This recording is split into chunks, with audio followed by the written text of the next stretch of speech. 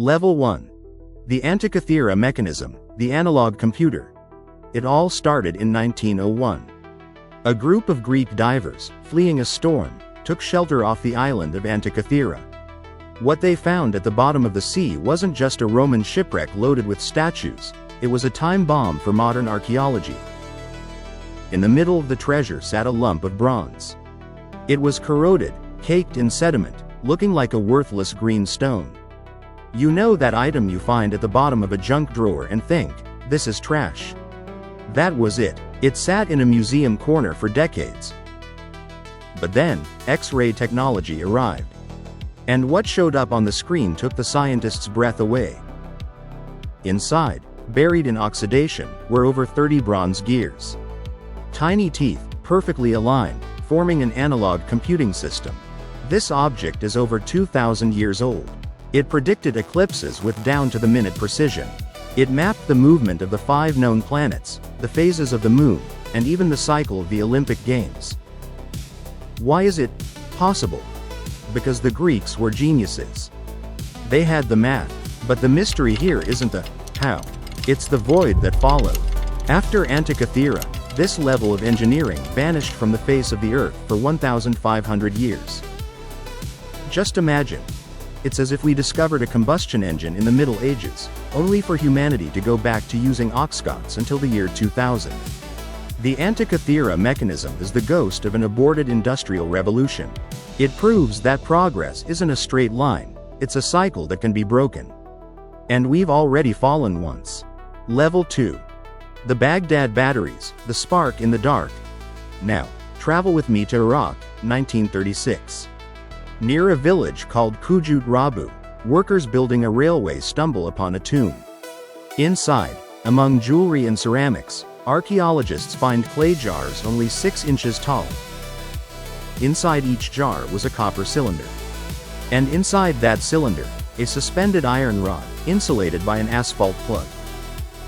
Any high school physics student looks at this and sees one thing: a galvanic cell. If you fill this jar with a common electrolyte of the time, grape juice or vinegar, it generates an electric current. It's a battery, built 1,800 years before Alessandro Volta was even born.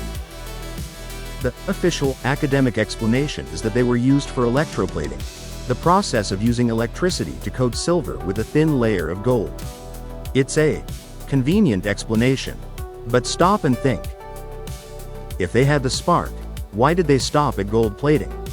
Imagine the Library of Alexandria lit by arc lamps. Imagine human knowledge preserved without the constant risk of oil lamps that burned everything down. The Baghdad battery is a reminder that world-changing discoveries can be treated as mere curiosities and buried by the dust of wars we no longer even remember. Level 3. The Roman Dodecahedrons, the enigma of silence. In almost every outpost of the ancient Roman Empire, from Britain to Hungary, archaeologists keep digging these things up. They are hollow bronze spheres with 12 flat faces. Each face has a hole, and there are small decorative knobs on every corner. Do you know what the Romans, one of the most meticulously documented civilizations in history, wrote about these objects? Not a single word. Not a sketch on a scroll. Not a mention in a military manual. Not even a bookkeeping record of their manufacture. It's an object that was everywhere, yet we have no name or function for it. Was it an astronomical tool to measure planetary orbits? A gauge for water pipes? Or something as mundane as a knitting spool for wool gloves? It stings the ego of the modern historian to admit we haven't the slightest clue what an average Roman did with this. The dodecahedron is history's mute witness, shouting in our faces, "You think you know us, but you know nothing." Level 4. The Voynich Manuscript, the language of the stars. We are holding a book in our hands. It's real. You can see it at Yale University's library. It features colorful illustrations of plants that have never been cataloged in terrestrial biology. It has stellar diagrams that don't match our sky from any point on Earth. And most bizarrely, drawings of women in strange ritual baths, connected by organic tubes that look like a cross between plumbing and human arteries. And the text? No one can read it. the best codebreakers from the US Navy in World War II tried. State-of-the-art AI algorithms have tried. Renowned linguists dedicated their lives to it. The result? Zero. Carbon-14 dating places the parchment in the early 15th century. But the language?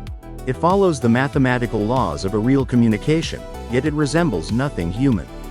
Is it an unbreakable code, or proof that someone in 1404 had access to knowledge that didn't belong to our world? The Voynich is a locked door where the key was tossed into an ocean of time. Level 5.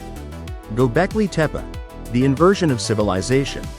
Until the 1990s, history was a simple playbook. First, man plants and harvests, agriculture. Then he settles the land. Then he builds cities. And finally, he builds temples and governments. Then, in southeastern Turkey, Göbekli Tepe appeared. Massive, circular temples with T-shaped pillars weighing up to 20 tons, adorned with high-relief sculptures of fierce animals. The problem? They were built 12,000 years ago. That's the end of the last ice age. That's before agriculture, before pottery, before anything we thought humans knew how to do. The people who built this didn't have cities. They didn't have brick houses. They were hunter-gatherers living in skin tents, chasing gazelles. So how did a primitive society organize thousands of workers to cut, carve, and transport giant monoliths with the precision of modern engineering? Göbekli Tepe inverted our logic. It proves that spirituality came before survival. It is a sledgehammer to the glass of our chronology. It says clearly, you have no idea who you were 12,000 years ago. Level 6. The Piri Reis map, the forbidden view. In 1513, an Ottoman admiral and cartographer named Piri Reis compiled a world map. He wrote in the notes that he didn't discover any of this himself. He used much older sources, some dating back to the time of Alexander the Great.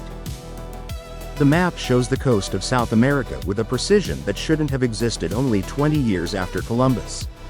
But the kicker is what lies to the south. It shows Antarctica. But wait, Antarctica wasn't, officially, discovered until 1820. And it gets worse. It shows the coast of Antarctica without ice. The last time the coast of Queen Maud Land was ice-free was at least 6,000 years ago, perhaps much longer. How did a Turkish admiral in the 16th century have access to maps showing the subglacial topography of the coldest continent on Earth? Who was up there, mapping the globe with satellite-like precision, when Antarctica was still green? Level 7. The Sajama lines, the Iron Scar. High in the Bolivian Altiplano, there are the Sajama lines. Forget Nazca. Nazca is art. Sajama is infrastructure. We're talking 14,000 miles of paths etched into the volcanic soil. They're perfectly straight. For miles on end, they don't deviate by a single inch. They climb steep slopes, cross valleys, and ignore obstacles. Who did this? And more importantly, how? Maintaining a perfect straight line across mountainous terrain without GPS or someone in the sky guiding you via radio is technically impossible for a 3,000-year-old civilization. If you try to walk in a straight line through the woods for just 500 yards, you'll eventually drift into a curve. That's just how our brains work. But Sajama doesn't drift. It's a superhuman precision. A network of connections that looks like a giant printed circuit board etched into the skin of the Earth. Level 8. Nan Madol, the Venice of basalt. In the middle of the Pacific Ocean, on the remote island of Pohnpei, lies a city that shouldn't exist. Nan Madol. It consists of 92 artificial islands built on coral reefs, connected by canals. The entire city is made of massive basalt prisms. In total, we're looking at 250 million tons of stone. To give you an idea, that's more material than the Great Pyramid of Giza. And here's the detail. The basalt isn't from that part of the island. It was quarried on the opposite side of Pohnpei.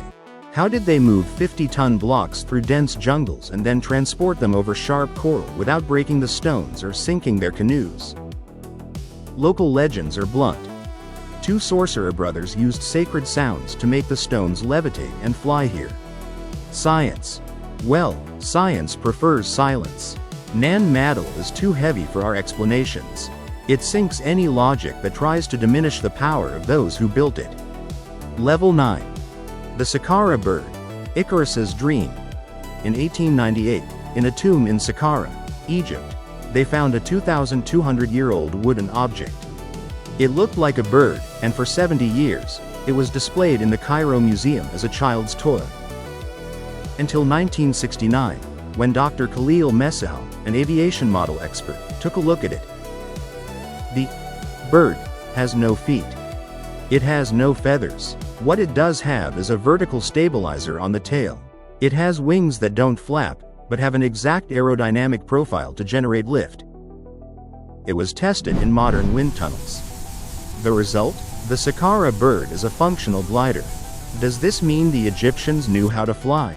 Or does it mean they saw something that flew and tried to reproduce its silhouette in wood? Either way, that object proves that the physics of flight were understood millennia before the Wright brothers. What else did they know that we have yet to rediscover? Level 10. The Klerksdorp Spheres, the geological glitch. We've reached the end of our scale. The point where mainstream science usually closes its eyes to avoid a total collapse. In South Africa, miners continue to find perfect metallic spheres inside pyrophyllite rock.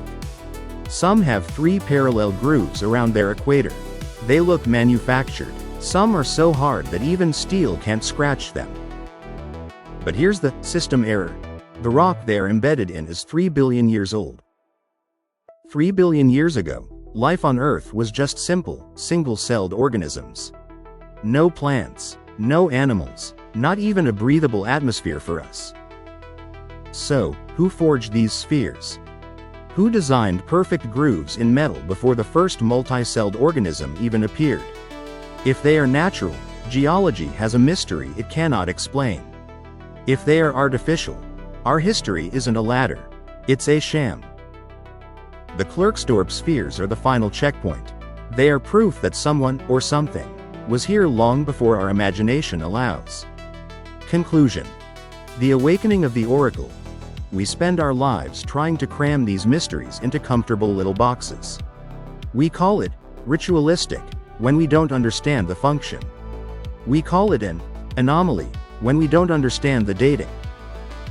But maybe the lesson is different. You know the sprinter technique I always talk about? The one that says the best fight is the one you avoid? Maybe the best way to face these mysteries isn't to fight them to prove our science is right. Maybe it's just to run. To flee from our own ego and accept that we are a species that has forgotten its own name. These objects are reminders.